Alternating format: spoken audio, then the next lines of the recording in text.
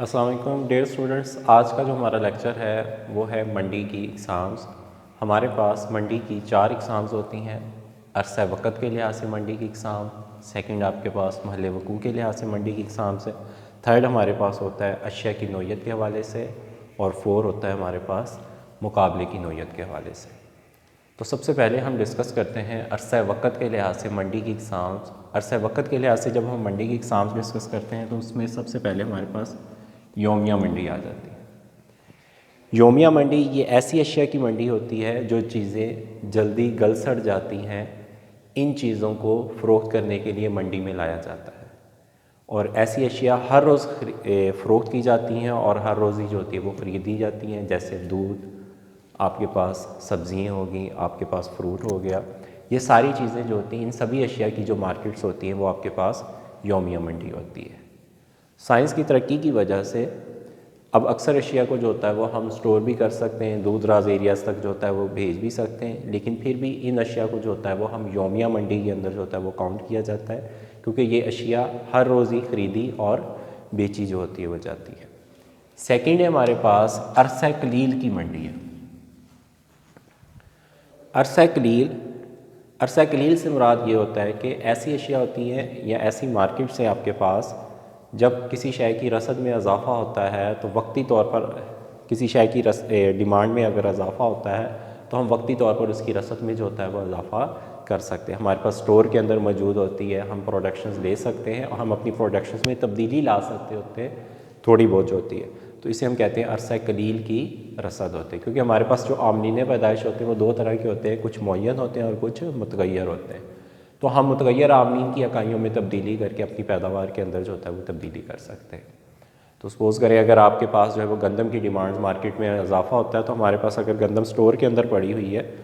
تو ہم اس کو سٹور میں سے لا کر فروخت کر سکتے ہیں۔ اسی طرح سے چینی ہے، چینی کی اگر ڈیمانڈ میں اضافہ ہوا ہے تو ہم اس کی پروڈکشنز کو مارکیٹس میں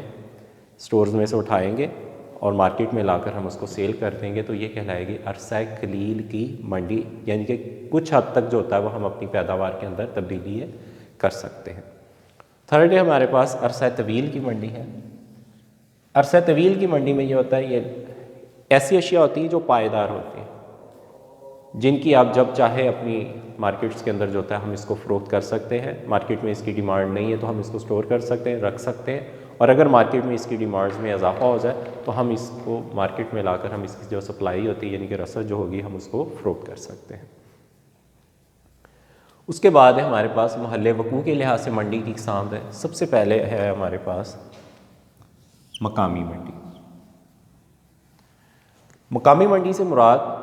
بعض اشیاء ایسی ہوتی ہیں جو جہاں پیدا ہوتی ہیں اسی کے ارد گرد جو ہوتی ہے اس کی خریداری اور فروخت کاری کی جاتی ہے، یعنی کہ سپوز کریں فیصل آباد کے ارد گرد جو دیہات ہیں وہاں پر جو گندم، چاول یا پھر جو سبزیاں وغیرہ جو ہوتی ہیں وہ وہیں پر جو سبزیاں وغیرہ جو ہوں گی وہ ہر روز وہیں پر خریداری اور ان کی فروخت کاری ہوتی ہے، لیکن جو گندم اور چاول ہے ہم اس کو دور دراز ایریاز تک جو ہے وہ پہنچا سکتے ہیں، کیونکہ وہ جلدی چیزیں خراب ہونے والی نہیں ہوتی۔ تو ایسی اشیاء ہوتی ہیں جو اپنے ارد گرد کے ایریاز کے اندر ہی فروخت ہو جائے، ہم ان کو مقامی منڈی کہتے ہیں۔ علاقائی منڈی، بعض اشیاء ایسی ہوتی ہیں جو مخصوص علاقوں میں جو ہوتی ہے ان کی خریداری اور فروخت کاری کی جاتی ہے، جیسے سندھ کی سندھی اجرک ہوتی ہے، آپ کی سندھی ٹوپی ہوتی ہے، اسی طرح سے بلوچی ٹوپی، یہ مخصوص ایریاز کے اندر ہی ان کی خریداری اور فروخت کاری کی جاتی ہے، کیونکہ یہ وہاں کا کلچر ہوتا ہے، وہیں پر زیادہ جو ہوتی ہے وہ ان کو استعمال کیا جاتا ہے۔ اس کے بعد ہمارے پاس قومی منڈی ہوتی ہے۔ قومی منڈی کے اندر ایسی اشیاء ہوتی ہیں جو آپ کے پورے ملک کے اندر خریداری اور فروخت کاری ان کی جاتی ہے۔ بعض اشیاء کی پورے ملک کے اندر جو ہوتا ہے وہ خریداری بھی کی جاتی ہے اور فروخت کاری بھی کی جاتی ہے، ایسی اشیاء کو ہم قومی منڈی کہتے ہیں۔ یعنی کہ گندم پورے ملک میں خریداری اور فروخت کاری، آپ کے ملک کی چینی پورے ملک میں یعنی کہ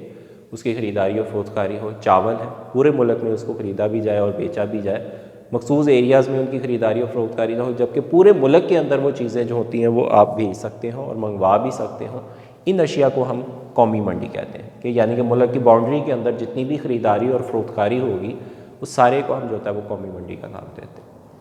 اس کے بعد ہے بین الاقوامی منڈی، انٹرنیشنل مارکیٹ ہے آپ کے پاس۔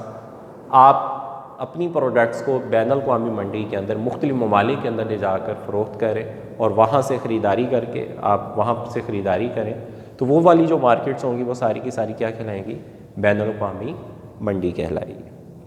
تو مقامی منڈی یعنی کہ ایسی اشیاء کی منڈی ہوتی ہے جو مخصوص مقام یعنی کہ اپنے ارد گرد کے ایریاز کے اندر جو ہوتی ہیں ان اشیاء کی خریداری اور فروخت کاری کی جاتی ہے۔ علاقائی منڈی میں یہ ہوتا ہے کہ بعض اشیاء صرف بعض علاقوں کے اندر جو ہوتی ہے ان کی خریداری اور فروخت کاری ہوتی ہے، جیسے ہم نے سندھی اجرک ٹوپی اور بلوچی ٹوپی جو ہوگی، ان اشیاء کی جو خریداری اور فروخت کاری ہوتی ہے وہ اپنے علاقے کے اندر جو ہوتی ہے، کیونکہ یہ اسی علاقے کا جو ہوتا ہے وہ کلچر ہوتا ہے، تو وہیں پر اس کی خریداری اور فروخت کاری بھی کی جاتی ہے۔ اور قومی منڈی میں یعنی کہ بعض اشیاء ایسی ہوتی ہیں جو پورے ملک میں خریدی بھی جاتی ہیں اور فروخت بھی کی جاتی ہیں، تو ایسی اشیاء کو ہم قومی منڈی کا نام دیں گے۔ بین الاقوامی منڈی، بعض اشیاء آپ کے ملک سے باہر بھی خریداری اور فروخت کاری کی جاتی ہے، یعنی کہ باہر جا کر آپ اس اشیاء کو فروخت بھی کرتے ہیں اور بعض اشیاء باہر سے خرید کر بھی لے کر آتے ہیں، تو ایسی منڈیوں کو ہم بین الاقوامی منڈی کا نام دیتے ہیں۔ تو ڈیئر اسٹوڈنٹس، یہ تھا ہمارا آج کا لیکچر، عرصہ وقت کے لحاظ سے منڈی کی اقسامز اور محل وقوع کے لحاظ سے منڈی کی اقسامز۔ تو اپنا خیال رکھیے گا، اللہ حافظ۔